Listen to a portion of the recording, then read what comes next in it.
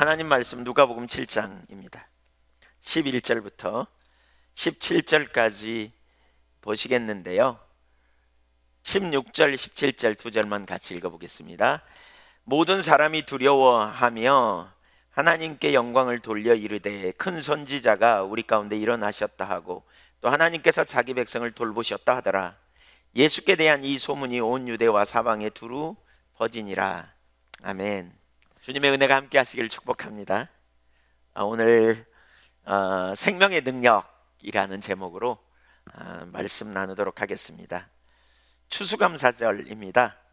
성경에 이 감사라는 단어가 참 많이 나와요. 제가 찾아보니까 189번 나오더라고요. 그러니까 믿음의 신자들, 선진들이 얼마나 하나님께 감사를 일상적인 삶으로 고백했는지 모르겠어요. 또 그러면서 우리에게 감사하라고 말씀하시죠. 그런데 그 중에서 특별히 오늘은 전 세계 교회가 이렇게 정해놓고 하나님이 주신 은혜를 기억하고 하나님이 주신 은혜에 대하여 감사함으로 지키는 절기입니다. 그래서 우리가 이날은 특별히 참 하나님의 은혜를 깊이 감사하는 그런 날들이어야 합니다. 우리가 이 땅에서 사는 동안 감사해야 될 이유들이 참 많이 있죠. 아마 여러분은 어떤 일로 인하여 감사가 있습니까?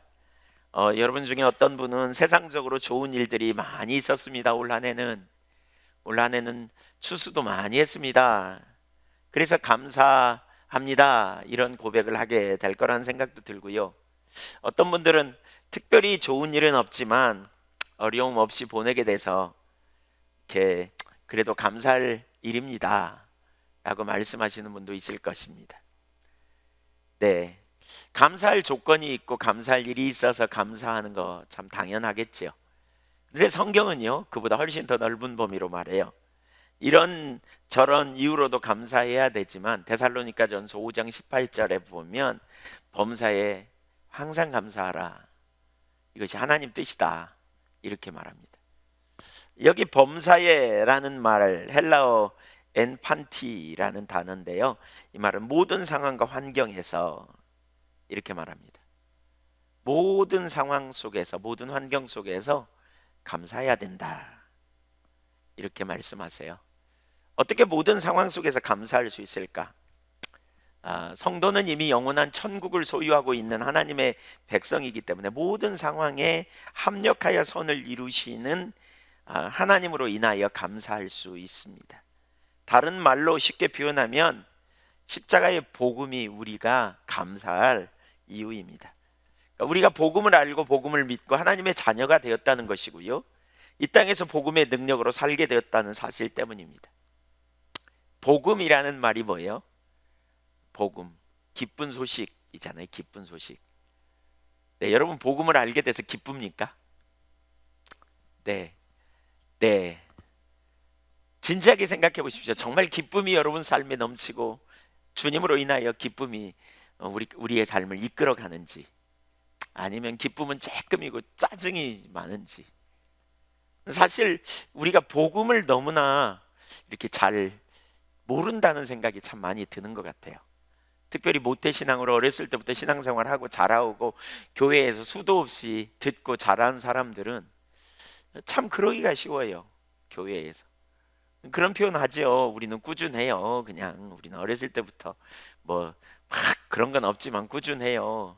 근데 사실 복음을 우리가 알게 되면 진짜 복음은 감격이고 기쁨이고 우리 삶을 강력하게 이끄는 능력이거든요. 근데 우리가 그러한 자리에 있나 이런 생각을 좀 해볼 필요가 있지 않나 싶어요.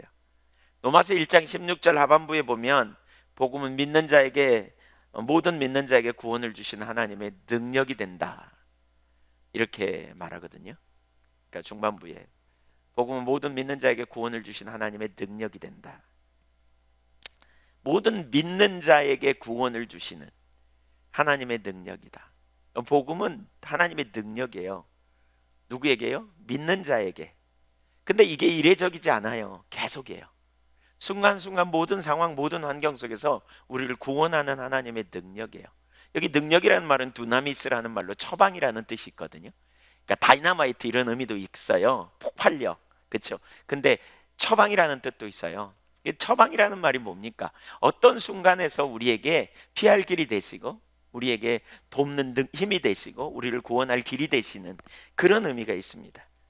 오늘 본문은 복음이 무엇인지를 우리에게 참 보여주고 있는 본문이더라고요. 두 가지를 보기 원합니다. 첫째, 생명이신 예수님과 죽음의 만남.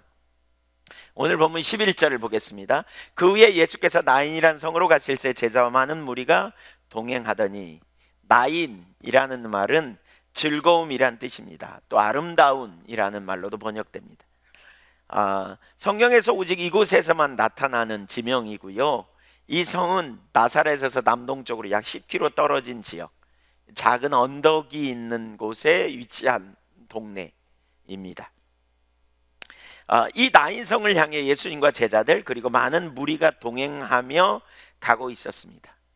그런데 때마침 그 성에서도 사람들이 이렇게 마중 나오고 있습니다. 그들은 장례 행렬이었습니다. 자, 예수님이 나인성을 향해 가고 있고 예수님과 제자들과 예수님을 따르는 많은 무리들이 나인성을 향해 가고 있었습니다. 그리고 저쪽에서는 장례 행렬이 이렇게 마중 나오고 있습니다. 그러니까 마중 나오는 건 아니죠. 나오고 있었습니다. 근데 두 행렬이 마주치는 장면이 오늘 본문의 장면입니다. 이때 예수님은 어떤 행렬인가 보십시오. 예수님은요, 생명의 행렬입니다. 예수님의 행렬은 기쁨의 행렬입니다.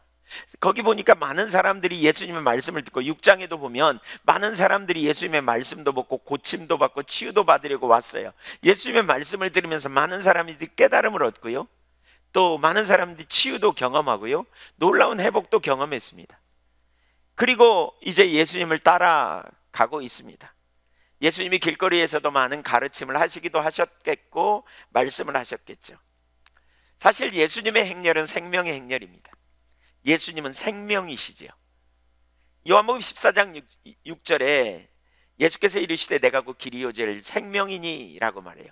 그래서 예수님으로 말미암지 않고는 아버지께로 갈 자가 없다, 아무도 하나님께 나갈 수가 없다, 이렇게 말합니다.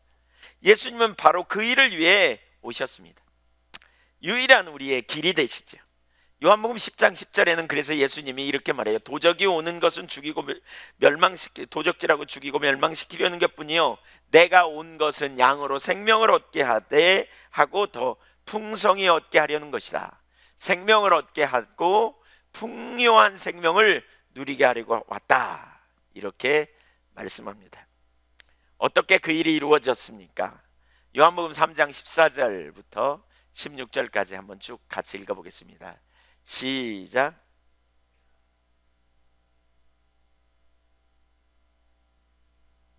(15절) 이는 그를 믿는 자마다 영생을 얻게 하려 하심이니라. 하나님이 세상을 이처럼 사랑하사 독생자를 주셨으니 이는 그를 믿는 자마다 멸망치 않고 영생을 얻게 하려 하심이라.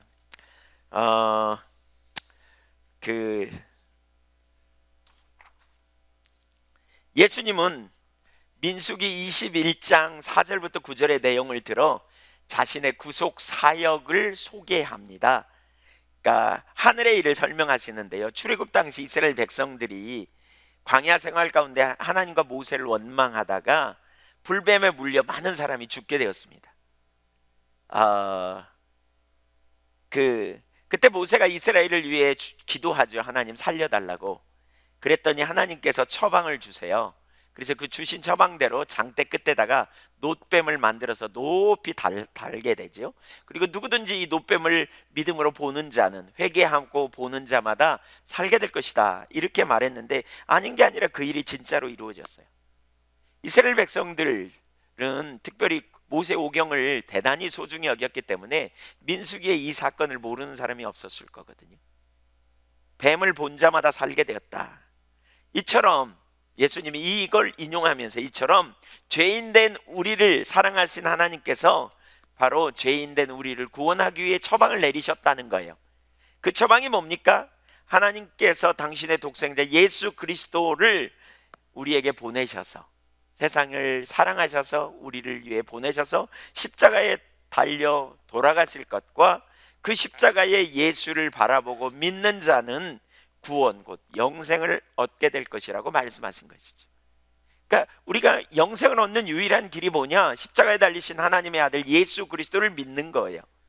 뭘 깨닫고요? 내가 죄인이라는 사실을 인식하고요, 죄인된 나를 구원하기 위해 오신 하나님의 아들 예수 그리스도를 믿음으로 내가 받아들이는 거죠. 그래서 예수님이 오셨고 예수님이 가시는 곳마다 이제 생명의 역사들이 나타난 거죠. 성경에 보면 예수님을 믿음으로 만난 사람은 다 생명을 얻었습니다. 치유를 경험하고요, 자유케 되는 역사를 경험하고요, 눈먼 자가 보게 되고 눌린 자가 자유케 되고요, 눈먼 자가 귀 먹은 자가 듣게 되고요, 벙어리가 말하게 되는 놀라운 일들이 일어났죠. 영혼의 구원을 얻게 되고요, 세리 죄인으로서 해결될 수 없는 죄의 문제를 예수 그리스도 안에서 해결받고 치유되는 놀라운 역사가 있어요. 이게 복음이에요. 이게 복음. 복음이 뭐예요? 예수님이 생명으로 오신 거예요. 누구를 위해요? 죄인된 우리를 위해. 모든 사람이 죄를 범하였고요, 하나님의 영광에 이르지 못하였어요. 죄의 결과 인간은 결핍을 당하게 되었죠. 에덴 동산에서 만난 결핍 때문에 모든 인간이 죽음을 경험하게 되고 그 죽음의 징조인, 그렇죠, 현상들이 우리 가운데 막 나타나는 거예요.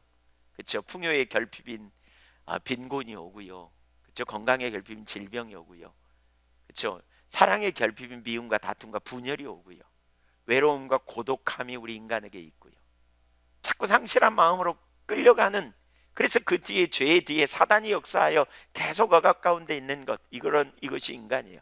결국 그러다가 뭐예요? 죽어요. 죽어. 안식이 없는 죽음이죠. 영원한 소망이 없는, 약속이 없는 죽음이죠. 천국이 없는 죽음이야. 이것이 인생이에요. 근데 바로 그러한 인생을 위해 하나님의 아들이 오셨어요. 생명 주려고 오셨어요. 이게 복음이에요.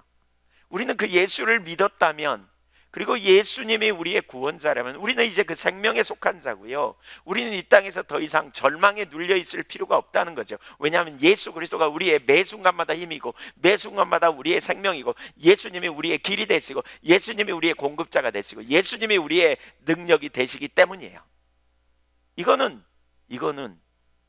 관념 속에서만 있는 일이 아니라고요. 이것은 구원받을 때만 필요한 문제가 아니라고요. 이것은 오늘 우리에게 현재이고 이것은 실제예요. 내가 예수 안에서 살고 있어요. 우리가 예수 안에서 매 순간마다 갈라디아서 2장 20절에 말하는 것처럼 내가 이제 육체 가운데 사는 것은 나를 위하여 나를 사랑하사 자기 몸을 버리신 하나님의 아들을 신뢰하는 믿음 안에서 사는 거예요. 그분이 우리의 지혜가 되시고 그분이 우리의 의로움이 되시고 그분이 우리의 구원함이 되시고 그분이 우리의 생명이 되시는 삶을 매 순간마다 누리는 거죠.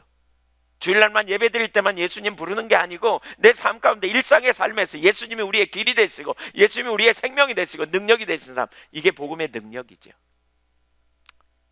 복음의 능력을 우리가 현재적으로 누리게 될 때 우리는 낭망하지 않아요. 좌절하지 않아요. 혼돈이 있지만 때로는 어려움이 있지만, 그러나 다음 순간 우리를 위해 하늘의 권리를 포기하고 내려오셔서 우리에게 영원한 생명을 주시려고, 풍요한 생명을 주시려고 오신 하나님의 아들 예수 그리스도를 의지함으로 말미암아, 그리고 그 예수 그리스도로 말미암아 하나님이 나의 아버지가 되심으로 말미암아. 여러분 한번 생각해 보세요. 우주를 창조하신 만왕의 왕이 우리를 사랑하셨어요. 만왕의 왕이 여러분 사랑하셨다니까요. 내가 너 사랑해 라고 말씀해요. 얼마나 놀라운 일입니까? 그분이 당신의 독생자를 아끼지 않고 우리를 구원해 놓으셨어요. 얼마나 놀라운 은혜요, 얼마나 놀라운 축복입니까? 여러분 우리는 그렇게 놀라운 존재예요. 우리가 복음을 안다면, 우리가 예수 그리스도가 우리의 유일한 생명이고 길임을 안다면 우린 낭망하고 좌절할 이유가 없다는 것이죠. 어떤 상황, 어떤 환경 속에서도. 그래서 예수님이 오셔서 이렇게 말해요. 마가복음 1장 15절에 이르시되 때가 찼고 하나님 나라가 가까이 왔으니 회개하고 복음을 믿으라. 예수 그리스도가 복음이십니다. 우주를 창조하신 하나님이 우리를 사랑하셨고 나를 위해 아들을 아끼지 않고 내어놓으셔서 모든 죄와 불의를 감당케 하시고 그 아들에게 내 모든 죄를 담당케 하시고, 십자가에 죽으신 예수 그리스도는 다시 부활 승천하셔서 그를 믿는 나에게 영원한 생명이 되어주시고, 또한 내 안에 영원히 거하셔서 세상 끝날까지 나와 함께 하시는 하나님은 죽은 자의 하나님이 아니라는 거죠. 예수 그리스도는 어제나 오늘이나 영원토록 동일하신 주님이십니다. 그 주님이 여러분 안에서 오늘도 동행하십니다. 우리는 복음을 가진 자입니다. 이게 우리에게 강력한 능력 아닙니까? 내가 전에 귀로 수도 없이 듣고, 특별히 우리가 모태신앙이나 신앙생활을 오래 하다면, 타성에 젖어 있는 신앙에 있다면 우리 정말 거기서부터 뒤집어져야 합니다. 저도 모태신앙이었습니다. 어렸을 때부터 수도 없이 들었습니다. 귀로는 압니다. 삶의 실제는 전혀 없었습니다. 모태신앙은 부모님의 큰 축복을, 부모님을 통해서 결정권이 없이 교회 나오기 시작했고, 신앙생활 하다가 물론 끝까지 남아있는 건 큰 은혜입니다만, 중간에 다 길을 잃지만 끝까지 남아있는 건 은혜지만, 그래서 예수님 믿고 여기까지 왔다면, 여러분이 믿는 한 신앙이 진짜 살아계신 하나님 그 복음의 능력이 여러분 안에서 요동치고, 그 능력이 여러분과 함께하고 지금도 동행하는지 보셔야 합니다. 예수님은 생명입니다. 예수님은 생명이신 주님의 행렬에 우리가 있습니까? 생명이신 주님과 동행하는 역사가 있습니까? 우리 안에 그래서 기쁨이 있습니까? 우리 안에 어떤 회복과 능력의 역사가 있습니까? 이게 복음입니다. 생각해 보십시오. 영원히 멸망받을 죄인이 우주 만물을 창조하신 만왕의 왕의 사랑을 받게 되다니. 제가 이번 주간에 그 생각이 제 마음에 참 이렇게 얼마나 놀라운 은혜인가, 그런 생각이 들었습니다. 내가 받아야 될 모든 저주를, 만왕의 왕 되신 하나님이 당신의 독생자에게 내가 받아야 될 모든 저주를 그 아들에게 쏟아 부어버리시다니, 얼마나 놀라운 축복이고 얼마나 놀라운 능력인가, 사랑인가. 우리가 그런 존재라니까요. 환경이 아무리 힘들고 상황이 아무리 어렵고 힘들어도요, 우리가 우겨쌈을 당하지 않은 이유는 여기 있습니다. 복음이 우리에게 있기 때문에 그렇습니다. 하나님이 여러분을 사랑하십니다. 하나님이 여러분을 위해 십자가의 아들을 내어주셨습니다. 제가 이렇게 말하고 싶어요. 하나님이 너를 사랑하셨어. 하나님이 너를 위해 아들을 아끼지 않으셨어. 예수 그리스도 안에서 영원한 생명을 우리는 얻게 되었어요. 그것을 발견했으니 얼마나 감격스러운 일입니까? 주님은 오늘도 살아계십니다. 어제나 오늘이나 동일하셔서 저와 여러분과 동행하시는 분입니다. 현재적으로 나의 지혜가 되시고, 현재적으로 나의 길이 되시고, 나의 능력이 되십니다. 나의 능력이 되십니다. 나와 동행하십니다. 우리는 언제든지 예수 그리스도를 통해서 하나님께 나아갈 수 있어요. 마가복음 9장에서 왜 지난 주간에 설교하면서 제가 그 얘기 나눴죠. 9장에 우리 나눴죠. 9장 14절에 이런 유는 기도 외에는 안 된다 그랬잖아요. 거기 기도 외에는 안 된다는 그 뒷부분을 이번 주간에 제가 이렇게 알게 됐어요. 찾게 됐어요. 그 기도 외에는 안 된다는 말이 뭐냐면, 요한복음 14장 12절에 보니까, 이건 사실 오늘 설교 온 거에 없던 얘기예요. 거기 보니까 이런 구절이에요. 뭐냐면, 나를 믿는 자는 나의 하는 일을 저도 할 것이요 이보다 더 큰 일도 하리니 이것을 네가 믿느냐 그러고요. 15절에 보면, 요한복음 14장 15절에 보면, 거기 한번 방송실 올려주면 좋은데, 너희가 내 이름으로 구하면 내가 시행하리니, 이렇게 말해요. 그러니까 뭐냐면, 우리가 기도 외에 하면 능력이 우리에게 부어진다, 이런 의미도 포함될 수 있겠지만, 더 중요한 건 이거예요. 우리가 예수님의 이름으로 기도하면 예수님이 내가 시행할 거다 그랬어요. 내가 시행하리니. 그렇죠? 그래서 아버지가 영광을 받을 거다 그랬어요. 그러니까 우리는 주님을 알고요, 그 나를 구원하기 위해 오신 그 주님을 알고요, 주님의 선하심과 온전하심을 알고요, 그분을 신뢰하고 그분을 의지하여 나가는 거예요. 그분이 행하시도록 역사하는 거예요. 우리가 하는 게 아니에요. 주님이 하시는 거예요. 예, 그래서 너희가 내 이름으로 구하면 내가 시행하리니. 그래서 주님이 하시면 사람들이 볼 때는 내가 한 것 같아. 누구보다 큰 일, 주님보다 더 큰 일을 한 것 같아. 제자로서. 우리에게 능력 있지 않아요. 저와 여러분에게 고유의 능력이 있지 않아요. 복음의 능력이 바로 이와 같다는 거죠. 우리 안에 어떤 능력이나 어떤 그러한 힘이 있는 게 아니지요. 주님은 오늘도 살아계세요. 믿는 자에게 능력이 되세요. 예수 그리스도로만 충분합니다. 예수 그리스도면 충분합니다. 그 의미는 굉장한 의미입니다. 주님 한 분이면 충분하다, 이게 우리 가운데 결론이 나면요, 우리는 모든 인본주의를 내리게 돼 있어요. 모든 인간의 생각을 다 내리게 돼 있어요. 이게 진짜면요. 인간적으로 어떻게 해야지 그래도 이거 다 내리게 돼 있어요. 이게 복음의 능력이에요. 전 주님이 우리를 그 자리에 세우기 원하시는 것 같아요. 예수 그리스도면 충분해요. 주님 한 분이면 충분해요. 주님이 함께 가시면 돼요.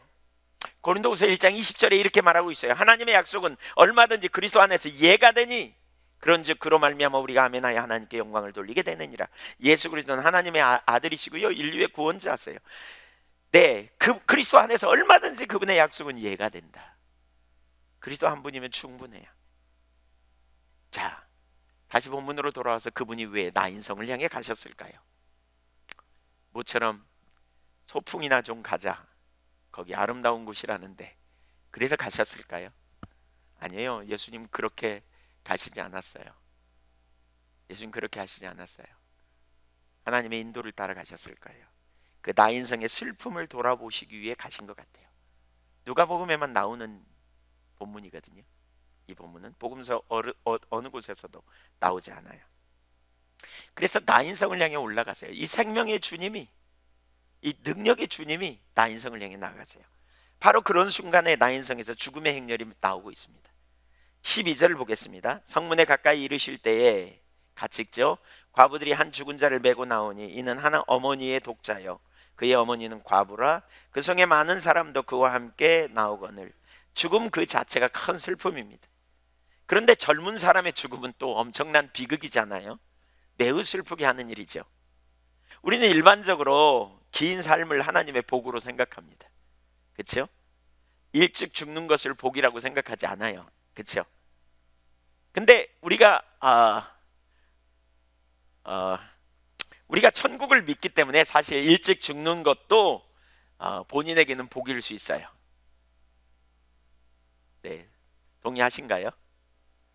왜 그랬대잖아요. 어떤 사람이 어떤 젊은이가 일찍 죽어가지고 이렇게 설교를 하면서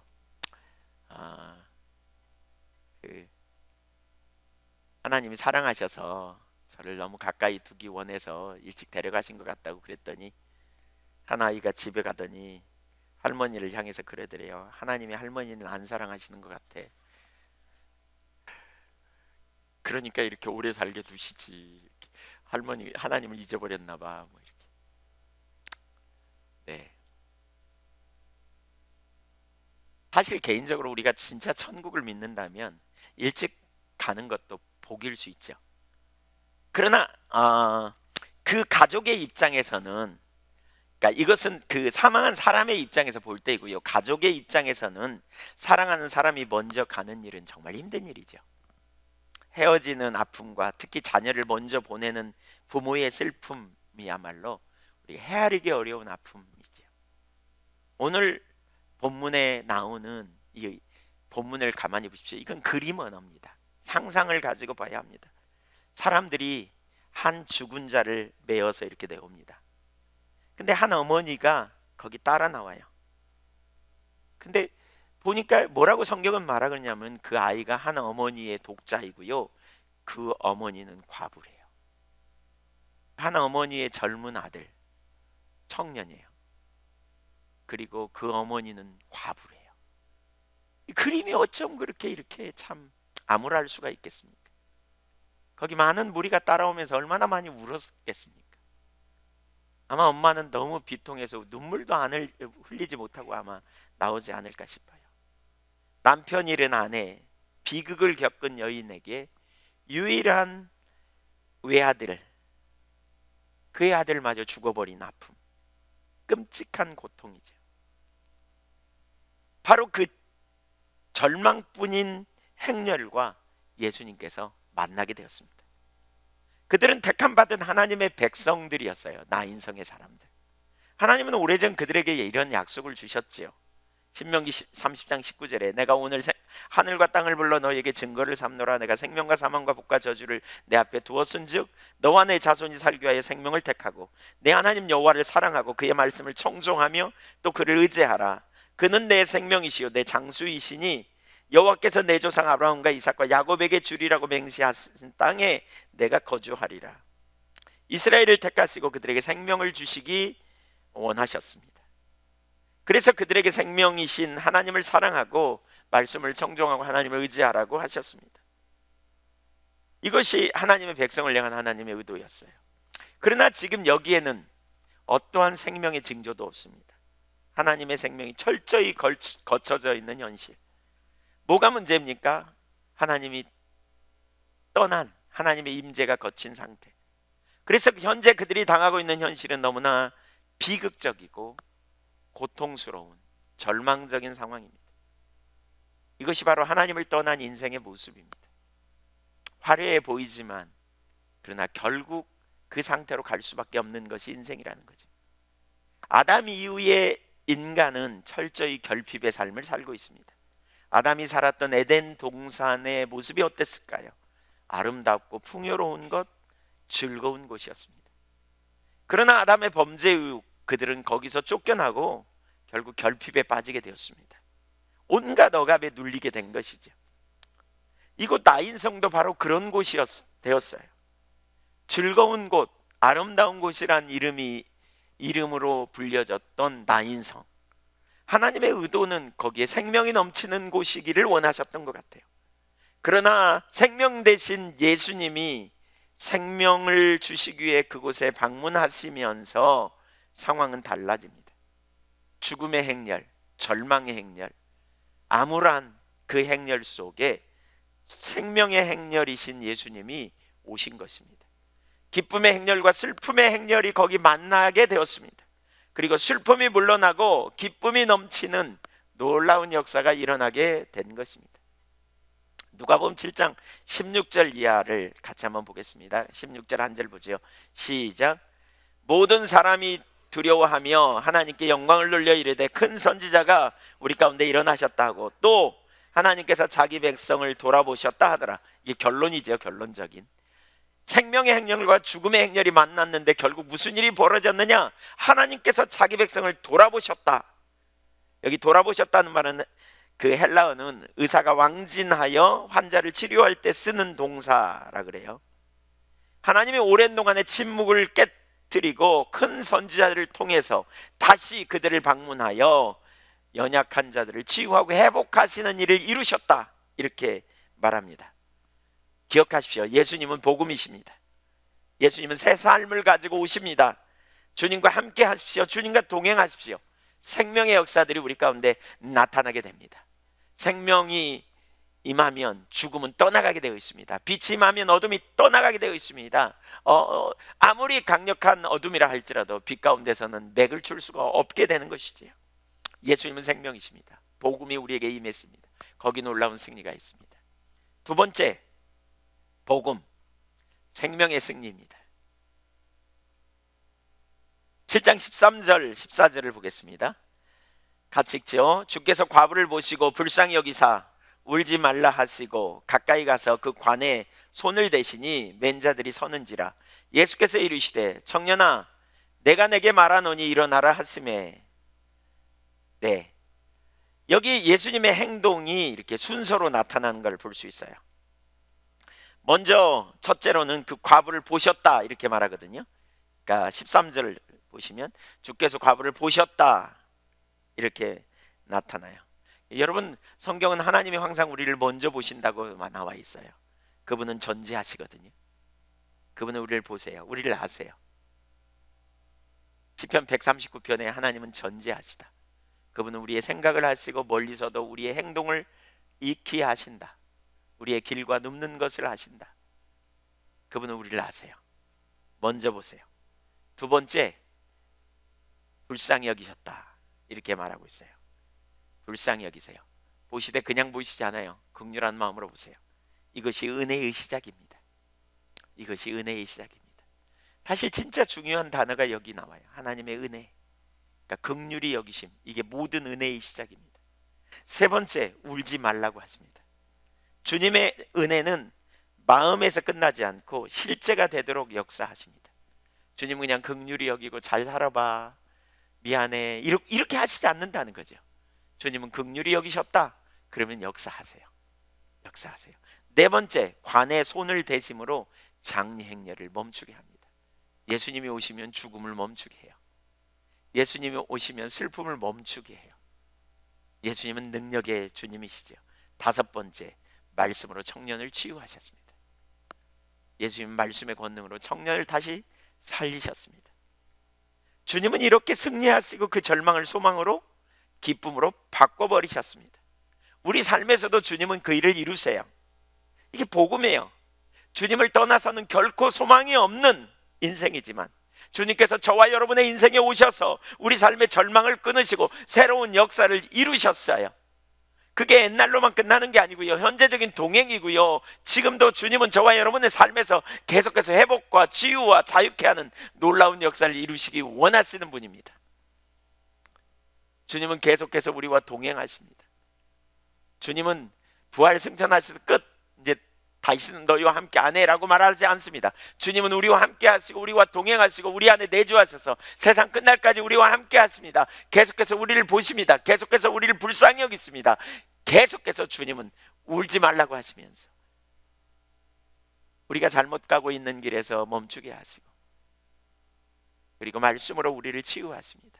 시편 107편 20절에 보면 말씀을 보내서 유경에서 건지신다, 회복시키시고 자유케 하시고 우리를 승리케 하시는 분이 우리 주 예수 그리스도시죠. 이게 복음의 능력이에요. 여러분, 복음의 능력이 우리 가운데 계속 있어요. 계속 우리 가운데 계속 나타나고요, 우리는 그 능력 안에서 계속 승리하게 되고요, 우리는 그 능력으로 말미암아 우리 안에 진정한 안식과 평강과 자유함을 누리는 그 삶이 되어져야 돼요. 복음이 있기 때문에, 그래서 우리가 그 능력을 누림으로 말미암아 우리는 세상에서 담대하고요, 세상에서 타협하지 않고요, 우리가 자기 중심적인, 자기를 기쁘게 하고 자기를 보호하려는 걸 내리고요, 우리를 세우시는 하나님을 의지하고 이기적이고 자기 욕망에 빠지는 것을 우리가 승리하는 비결이 거기 있어요. 주님이 안 계시다면 우리가 얼마나 우리 스스로를 보호하기 위해 힘써야 되고 내 미래를 내가 스스로 보호하기 위해 안달복달해야 되는지 몰라요. 아무것도 없지만 모든 것을 소유한 자로 사는 거예요. 왜냐하면 복음의 능력이니까요. 주님이 우리 삶의 능력이니까요.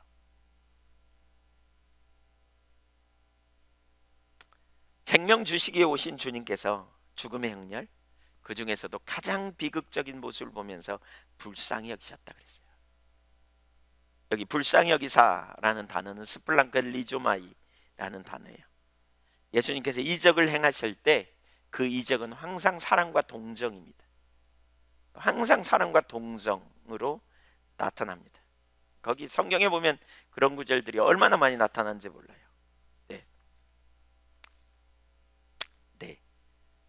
그러니까 이 헬라어 스플랑크 니조마이의 원래 뜻은 창자까지 뒤틀려지는 것, 이런 의미입니다. 창자까지 뒤틀려지는 것. 그러니까 페트라 주석을 보니까 이렇게 말했더라고요. 과부의 슬픔을 목격한 예수께서는 송내장까지 뒤틀리는 듯한 비통함과 연민을 느끼셨다는 것이다. 사실 이게 다른 사람을 섬기는 사역자들에게 필요한 마음이에요. 아버지의 마음. 이 마음이 필요해요. 다른 사람을 섬기되 그냥 어떻게든지 돌보려고 하는 마음, 이 마음. 제가 이번 주간에 좀 몸이 많이 아팠습니다. 그랬더니 그냥 그래서 그 담낭에 담석이 있어요. 돌이 있어요. 6년 전에 1cm였는데 이놈이 안 자라도 좋을 것이 자꾸 자라가지고요.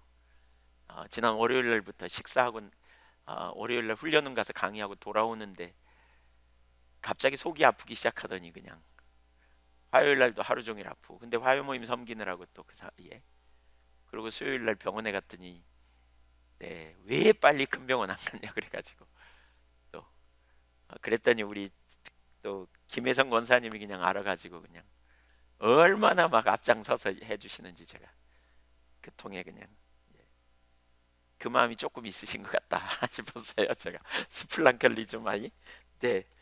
하여튼 그랬습니다. 여기 보시죠. 그러므로 이 구절은 예수께서 과부의 슬픔을 보시고 얼마나 큰 동정과 사랑을 보내셨는가를 보여준다. 또한 이러한 긍휼은 본 이적의 동기였다고 할 수 있다. 그러면서 이런 표현도 해요. 그러니까 예수님의 이적의 핵심, 예수님의 치유사역의 핵심 동기는 항상, 그러니까 치유사역에 있어서 정말 중요한 게 두 가지거든요. 믿음과 긍휼이에요. 불쌍히 여기심과 그 믿음을 보시고 불쌍히 여기시고, 혹은 불쌍히 여기셨어요.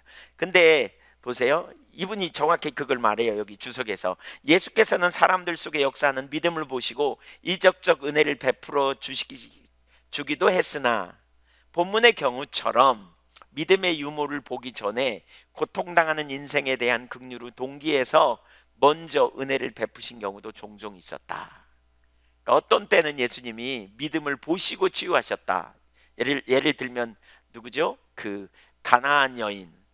예를 들면 우리 이 앞부분에 바로 누굽니까? 그 백부장의 믿음을 보시고 치유하셨잖아요. 그렇죠? 나병 환자의 믿음을 보시고 치유하셨다. 중풍병자들의 친구들의 믿음을 보시고 치유하셨다.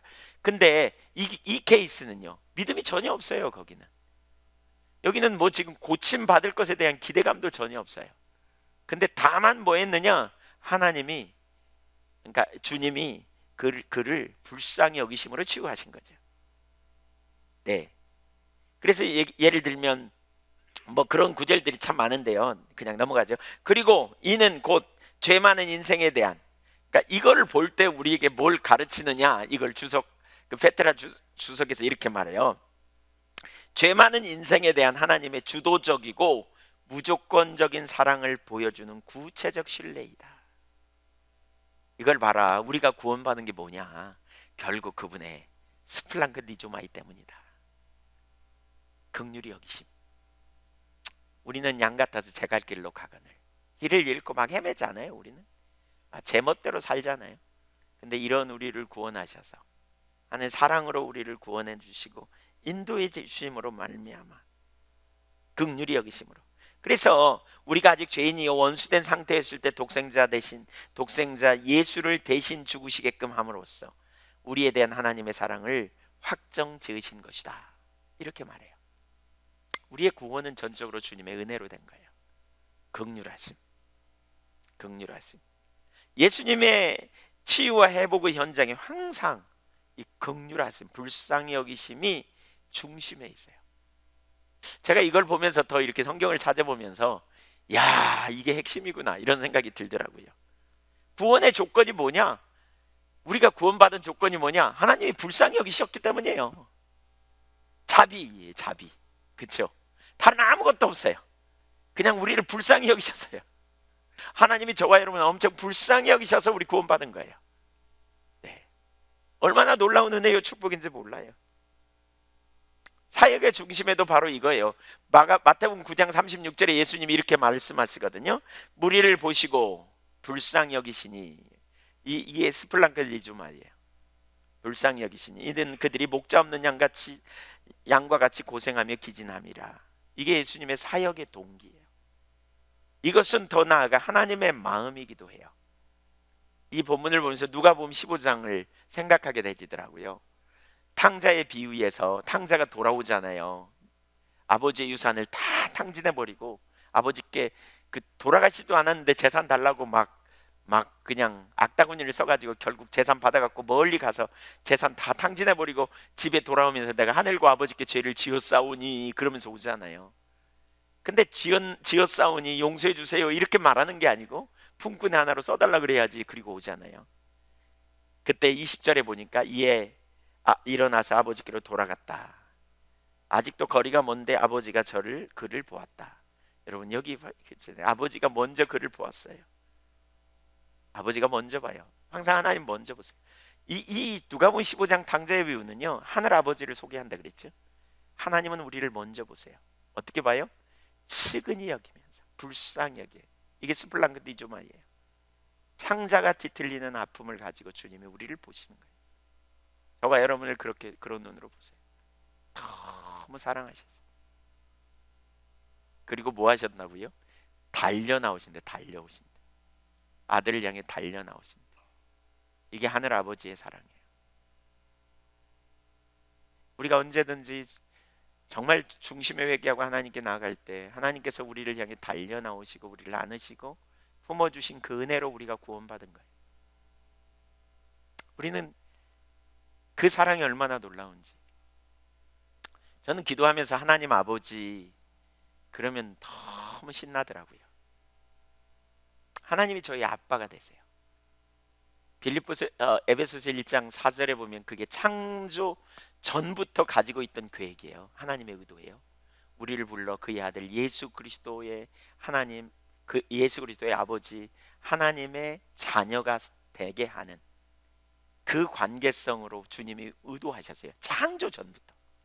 그래서 나를 양자 삼으시려고, 여러분 양자 삼으시려고 하나님의 아들이에요. 하나님 아버지, 얼마나 신나는 일인지 몰라요. 불쌍히 여기며 달려나오고 환영해 주는, 네. 그 아들을 위해 잔치를 배설하셔서 환영해 주는, 이게 유대하신 하늘 아버지의 사랑이에요. 하나님의 사랑임이, 하나님이 불쌍히 여기시면 돼요. 여러분, 하나님이 우리를 불쌍히 여기시면 돼요. 아멘. 구원을 위해 기도할 때도 이 기도가 필요해요. 영혼을 불쌍히 여겨달라고. 치유를 위해 기도할 때도 하나님이 이 사람을 불쌍히 여겨달라고. 하나님 나를 불쌍히 여겨달라고, 내게 자비를 베풀어 달라고. 그래서 자비를 베푸소서, 긍휼을 베푸소서, 이런 기도가 되게 많잖아요.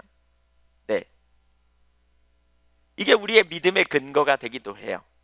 주님이 하실 능력은 있으시다, 전능하시니까 이렇게 안다면 중요한 것은 주님께 긍휼을 얻기 위해 나가는 거다.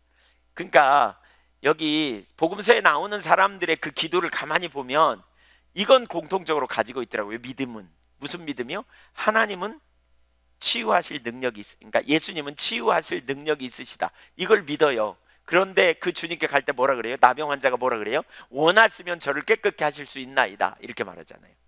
주님이 원하시냐 안 원하시냐에 있지 당신이 깨끗게 하실 건 내가 압니다, 이렇게 말하는 거죠. 네. 그 소경 바디메오도 주님께 나가면서 뭐라 그래요? 주여 우리를 불쌍히 여기소서, 그러면 나가거든요. 그는 알았어요. 주님은 능력의 주님이심을 알았어요. 다윗의 자손 예수 메시아, 그분은 치유하실 능력이 있다, 나를 불쌍히 여겨주십시오, 이러고 나간 거죠. 확신, 그분이 하신다고 하면 못하실 일이 없다. 아무리 지독한 문제라도 하나님이 긍휼히 여기시면 된다. 아멘. 할렐루야. 얼마나 놀라운 일인지 모르겠습니다. 하나님 긍휼히 여겨달라고. 변하지 않는 영혼을 위해 우리는 이렇게 기도해야 돼요. 자비를 베풀어 달라고, 불쌍히 여겨달라고, 불쌍히 여겨달라고. 저를 불쌍히 여기기만 하면 돼요. 주님 이렇게 해주세요 라고 말할 필요가 없어요. 불쌍히 여겨주시면 주님이 그 사람의 인생에 가장 좋은 것을 주실 거예요. 누가복음 18장에 세리도 그러잖아요. 주여 나를 불쌍히 여기소서, 나는 죄인이로소이다. 주님은 우리를 위해 가장 좋은 것을 예비하세요.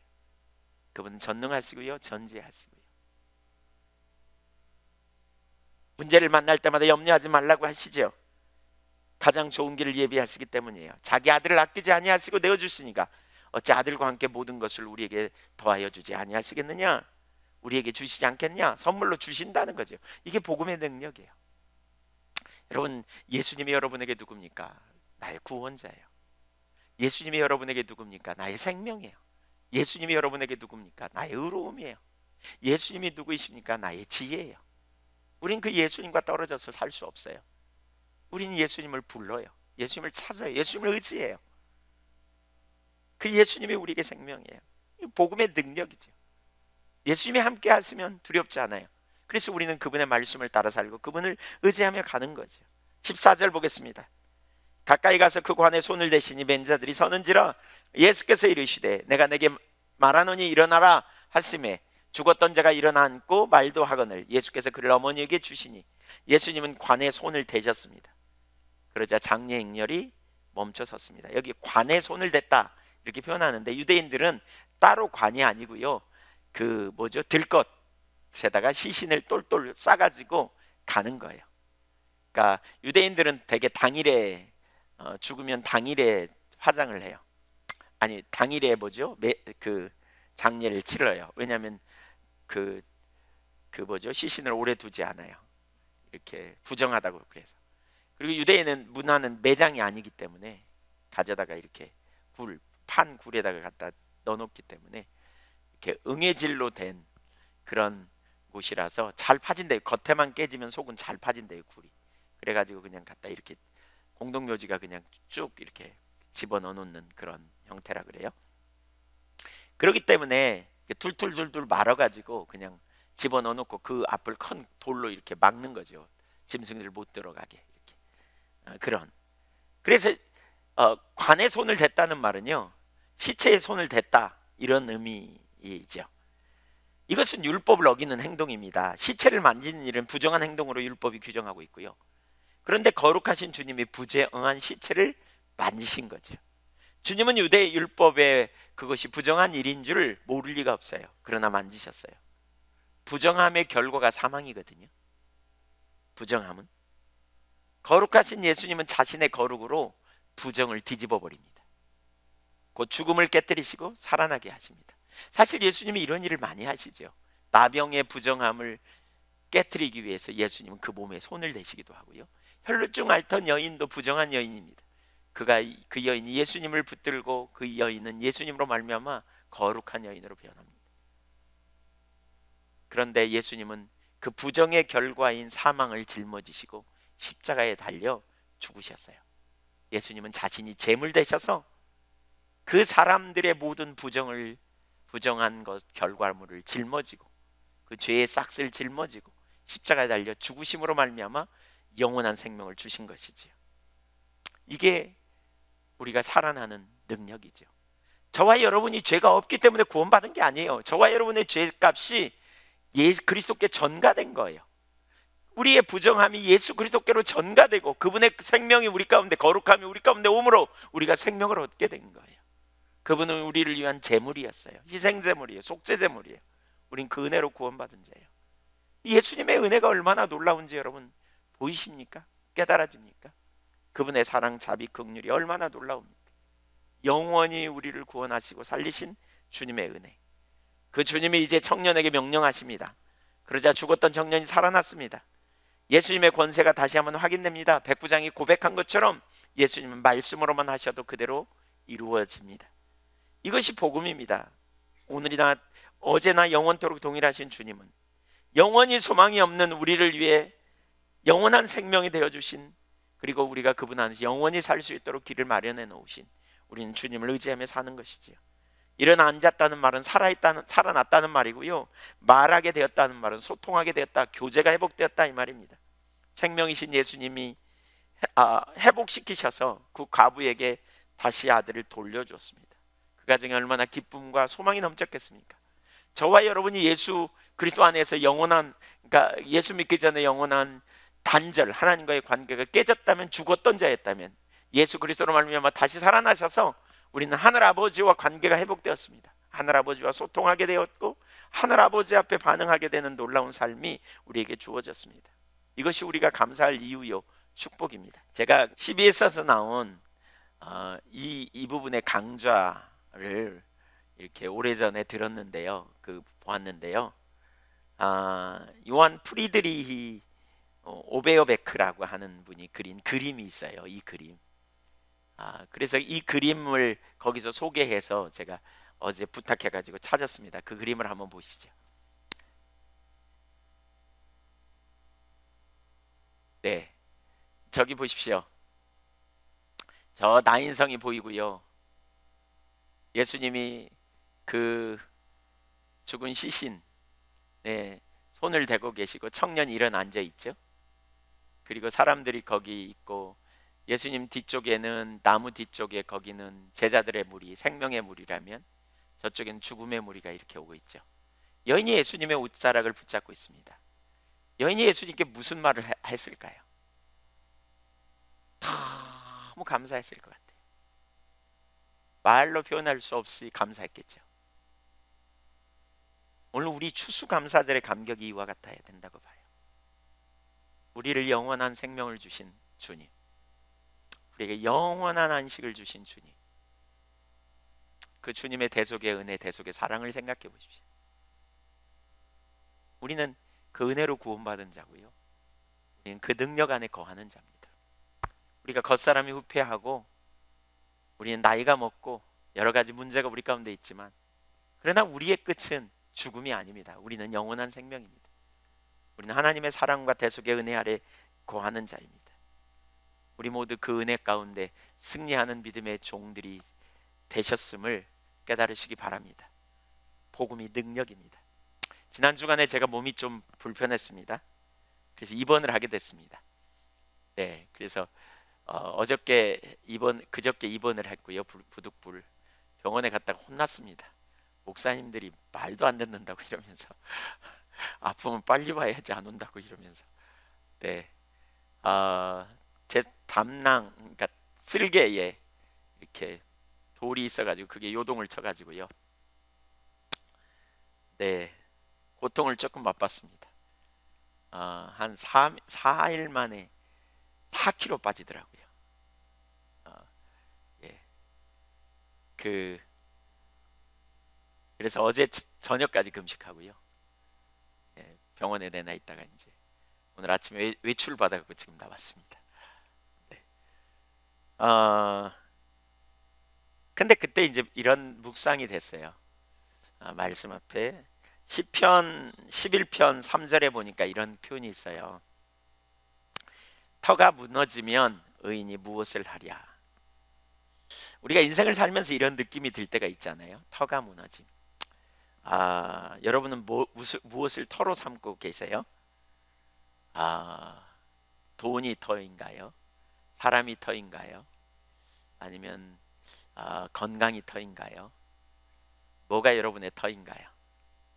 저도 살짝 그 생각이 들었던 것 같아요. 야, 몸이 아프는, 또 얼마나 겁을 주는지, 혹시 살짝 무슨 큰 병인가? 막 이런 생각도 좀 들었어요.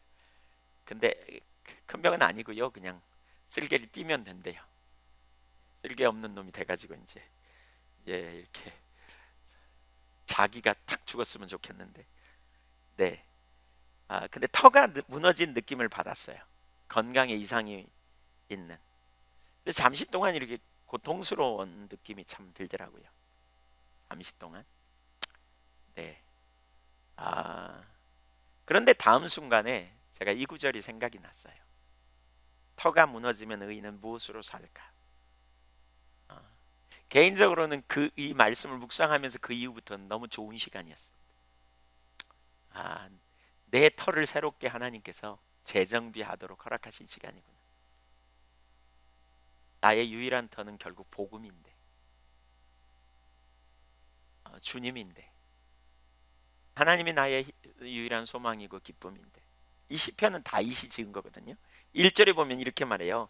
내가 여호와께 피하였거늘 너희가 내 영혼에게 새같이 내 산으로 도망하라 함은 어찌함인고.